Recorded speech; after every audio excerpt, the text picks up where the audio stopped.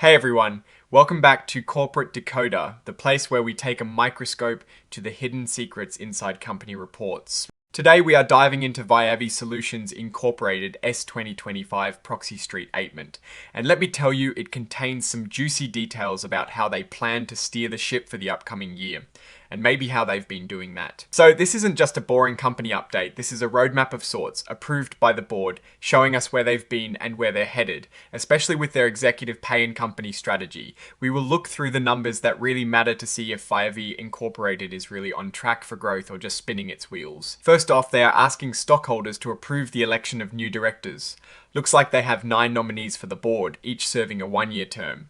This is pretty standard, but it is always a good sign when companies lay out the skills and experience each nominee brings. Let's peek at who they are nominating to keep an eye on things. We see names like Richard E. Belluzzo, who's the chairman of the board, Keith Barnes, Laura Black, and others. What is interesting is how they break down the qualifications for each director. They highlight leadership experience, industry knowledge, and even cybersecurity expertise. This shows they are thinking about the modern challenges businesses face. For example, Richard E. Belluzzo brings experience as a former CEO of public companies and deep knowledge of the tech industry. Laura Black has a strong background in investment banking and mergers and acquisitions. These are the kind of skills that help guide a company like VIAVI Incorporated through complex financial landscapes. Now, let's talk about something that always grabs attention: compensation, especially for the top brass. VIAVI Incorporated shows that a big chunk of their CEO's pay is tied to performance, meaning a lot of it is at risk.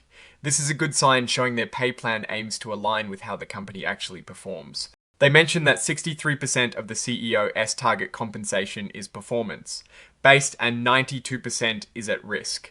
That is a serious chunk of change that depends on the company's success. They even go as far as to show a chart comparing their CEO's target pay versus what is called realizable pay. For fiscal year 2025, their CEO's total direct compensation was around 100.3% of target. This is pretty close, suggesting that the performance targets and the actual payout were quite aligned for the fiscal year. Looking at the breakdown of fiscal year 2025 target compensation, we see base salary, annual cash incentives, and then the big items: market stock units or MSUs and restricted stock units or RSUs for. The CEO, a significant portion is in these stock awards, which is great for alignment with stockholders. They mentioned shifting the CEO's equity mix to have more performance-based stock units, showing a move to emphasize long-term performance and shareholder value. The compensation committee, which is made up of independent directors, plays a big role here. They look at peer company data to make sure their pay packages are competitive, which helps attract and keep top talent.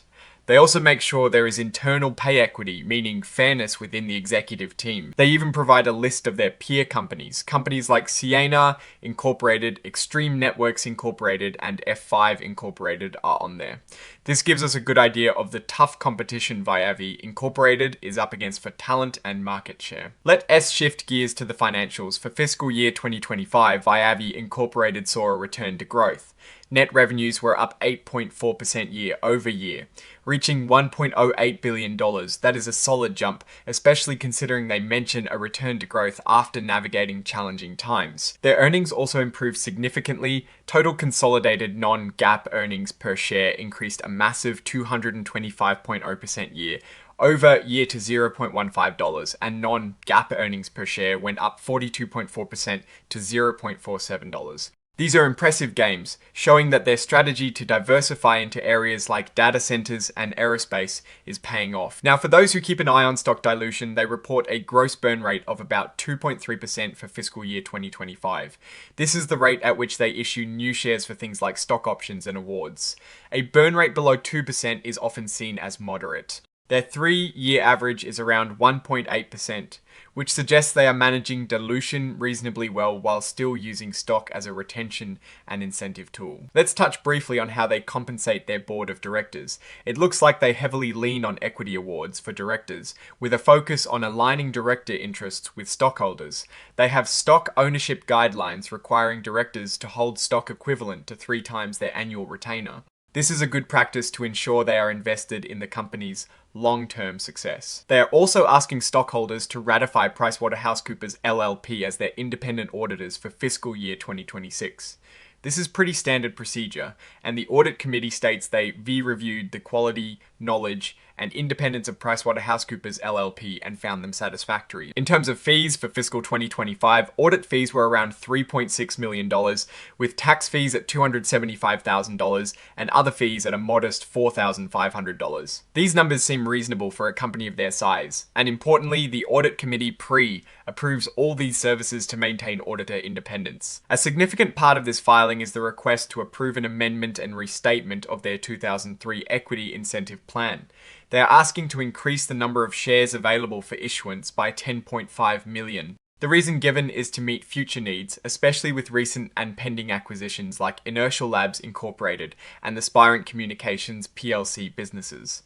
This plan includes features like no repricing of underwater stock options without stockholder approval and a minimum 1-year vesting period for awards. Good governance practices are definitely in play here. VIAVI also put in limits like a maximum of 1.79 million shares per person annually for awards, which helps manage dilution.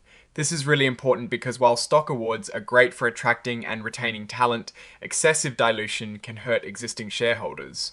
VIAVI Solutions Incorporated claims their burn rate and overhang are within reasonable limits. Finally, they are proposing an amendment to the Certificate of Incorporation to protect certain executive officers from personal liability for monetary damages for breaches of their duty of care, to the fullest extent allowed by Delaware law. This is a common move in corporate governance, aiming to attract and retain top executive talent by offering protections similar to what directors already have. Of course, this does not cover bad faith, intentional misconduct, or self-dealing. Okay, let's put on our Warren Buffett hat and look at the bigger picture here. VIAVI Incorporated seems to be doing all the right things on paper. They are showing growth, improved earnings, and a clear strategy that appears to be working. Their executive compensation is tied to performance, and they are adopting good governance practices like director stock ownership and limiting dilution from equity awards. The inclusion of cybersecurity and human capital management oversight by the board is also a positive sign. However, we need to remember that proxy statements present the company as perspective. While the numbers look good for fiscal year 2025, we should always be aware of external factors. Their reliance on the Nasdaq Telecommunications Index for performance. Base stock units is smart, but the broader tech market can be volatile.